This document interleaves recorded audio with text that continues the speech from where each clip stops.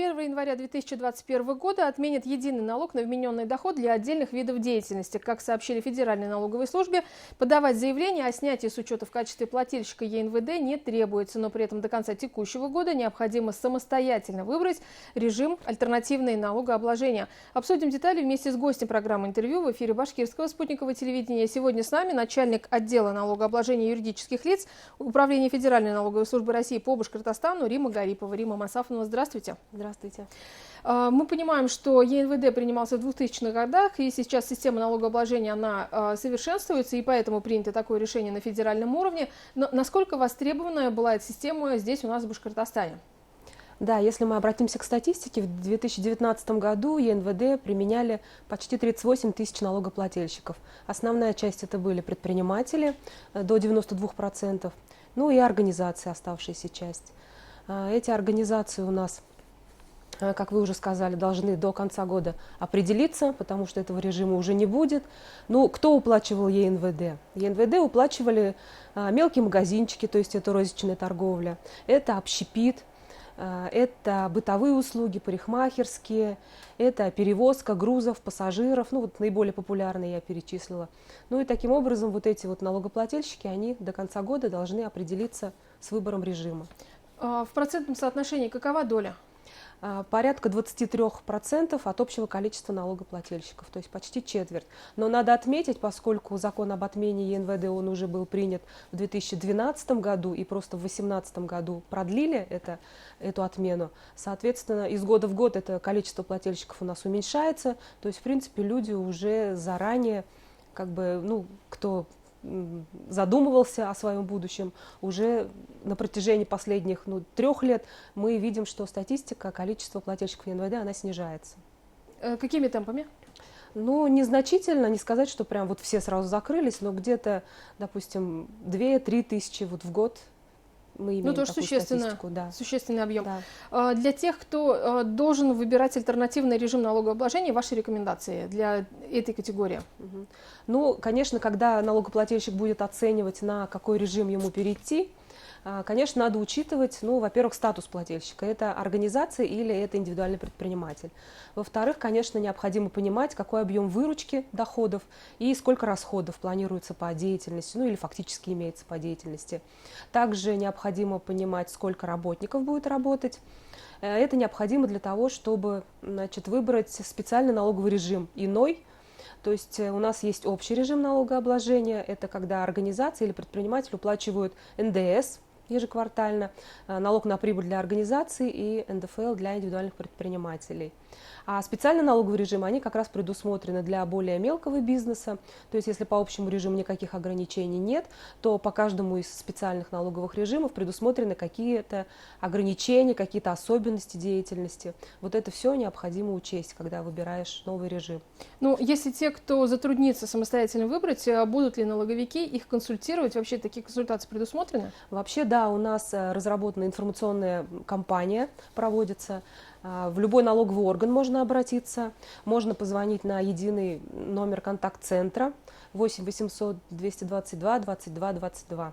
Такой достаточно удобный номер. Ну а также полная достоверная информация, она содержится на сайте. Даже сделали специальный раздел «Выбор подходящего режима налогообложения», то есть там обо всех режимах имеется информация краткая. То есть очень удобно, критерии свои можно подобрать, то есть как раз то, что я говорила, выручку, численность, и машина сама выдаст подходящий режим налогообложения, останется только подобрать наиболее подходящий для себя. Ну вот с 1 января 2021 года отменят ЕНВД, и что будет дальше? Ну, 31 декабря этих плательщиков ЕНВД, их автоматом снимут с учета. Все те, кто не проявит какую-либо деятельность, то есть если мы говорим о том, что плательщик может перейти на специальный режим, для этого нужно совершить определенные действия. Так вот, если никаких таких до 31 декабря действий не будет совершено, то плательщика переведут на общий режим. В принципе, здесь ничего страшного нет. Единственное, что придется вести полноценный учет своей деятельности, работать по НДС со счетами, фактурами, книгами покупок, книгами продаж. Но это понятно, что дополнительные как бы для наших налогоплательщиков определенные издержки это несет за собой. Поэтому все-таки рекомендуем посмотреть специальные налоговые режимы, какие ему подходят. Ну, а вообще вот параметры ЕНВД и наиболее близкие параметры по другим режимам? Ну, здесь надо иметь в виду, что ЕНВД, он считался, исходя из базовой доходности, которая определена была на квартал. То есть это четко фиксированная сумма, которая умножалась на определенные коэффициенты, то есть дефлятор, коэффициент, исходя из особенностей местности, где работает налогоплательщик. А по другим налогам, ну, практически по всем, учитываются фактические обороты налогоплательщика. То есть здесь получается вот именно в том и разница, что учитывается, сколько наработал конкретный налогоплательщик, за исключением, может быть, патента, где исчисление налога производится исходя из годовой базовой доходности. То есть там... Вот патенты предусмотрены для тех видов деятельности, которые вы перечислили, это транспорт, бытовые услуги и так далее. Как раз по Какие здесь условия? По закону Республики Башкортостан как раз предусмотрено, что видами деятельности, там всего 67 видов деятельности, но в том числе тоже также предусмотрена розничная торговля, общепит, перевозки те же самые, бытовые услуги. И здесь более даже удобно в том плане, что плательщик сам определяет период, на который он берет патент. Ну, например, плательщик знает, что, скажем, квартал он может поработать, а потом, например, ну, устраиваться на работу, скажем, да, так, если уж утрировать. И то есть таким образом он может купить от 1 до 12 месяцев этот патент, или, допустим, попробовать, подходит, не подходит, ну, какие-то там еще личные обстоятельства имеются, или служебные обстоятельства. Попробовать, например, на 1 месяц оплатить, купить патент. Если нравится, все подходит, то, соответственно, ну, на другой тоже период продлить. Никакой нет отчетности, но единственное условие, что необходимо соблюдать ограничения по выручке 60 миллионов, и численность наемных работников не может превышать 15 человек. А вообще это востребованный вид у нас здесь, в Башкортостане? Вообще, да, востребованный этот вид налогообложения, порядка 7 тысяч налогоплательщиков. Но здесь, конечно, ограничение, то, что это индивидуальные предприниматели должны быть. Ну и общие рекомендации, давайте еще раз проговорим, где можно получить информацию, чтобы человек уже был подготовленный. Вот эти вот октябрь, ноябрь, декабрь быстро пролетят, да, как обычно. Значит, для того, чтобы специально налоговые режимы применять, перечислю их, это упрощенная система налогообложения, патент и налог на профессиональный доход, который у нас с этого года как раз введен.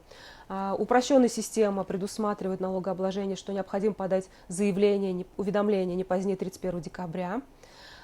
Патент предусматривает, что заявление необходимо подать не позднее, чем за 10 дней до начала деятельности. И налог на профессиональный доход, здесь у нас, конечно, немножко особенность, то, что это физические лица, включая индивидуальных предпринимателей, могут применять. Здесь необходимо зарегистрироваться онлайн в приложении, и все общение с налоговым органом, оно происходит в этом приложении «Мой налог». Римма Асафовна, не могу не спросить, в коронавирусное вот это время, как себя чувствуют юрлицы, какую картину видите вы? Налоговики. Ну, вообще у нас очень много было принято мер поддержки. Это и федеральные меры поддержки, и республиканские меры поддержки. Пострадавшие отрасли у нас получили освобождение по налогообложению, то есть все то, что было начислено за 2 квартал, у нас практически обнулилось. То есть плательщики представляли декларации, а мы автоматом аннулировали эти суммы, которые причитались в бюджет за 2 квартал. Плюс еще были предоставлены субсидии как на поддержку занятости, так и на покупку средств дезинфекции, на вот эти все мероприятия.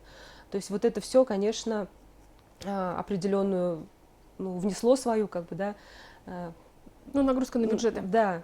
Ну, нагрузка на бюджет само собой, но здесь же было главное сохранить бизнес. Да. Да, то есть государство ориентировалось больше на то, что не то, что мы теряем, а то, что в конечном итоге, чтобы плательщики не закрывались, чтобы они смогли пережить вот это трудное время и продолжать работать. Потому что это наши люди, это заработная плата, это такие более социальные вещи, поэтому здесь, наверное, не стоит считать. Ну и какое самое подходящее слово, как чувствуют юрлицы в Башкортостане, на ваш взгляд? Мы стараемся, чтобы им было комфортно максимально, и вся работа налоговой службы, она построена, сами знаете, очень много онлайн-сервисов, в любой момент можно прийти в налоговый орган, то есть мы настроены на то, чтобы бизнесу было комфортно. Спасибо большое, Рима Мансовна. Я напомню, что гостем программы «Интервью» в эфире Башкирского спутникового телевидения была Рима Гарипова, начальник отдела налогообложения юридических лиц Управления Федеральной налоговой службы России по Башкортостану. Мы говорили о нововведениях, которые вступят в силу с 1 января 2021 года. Не переключайтесь, оставайтесь на БСТ.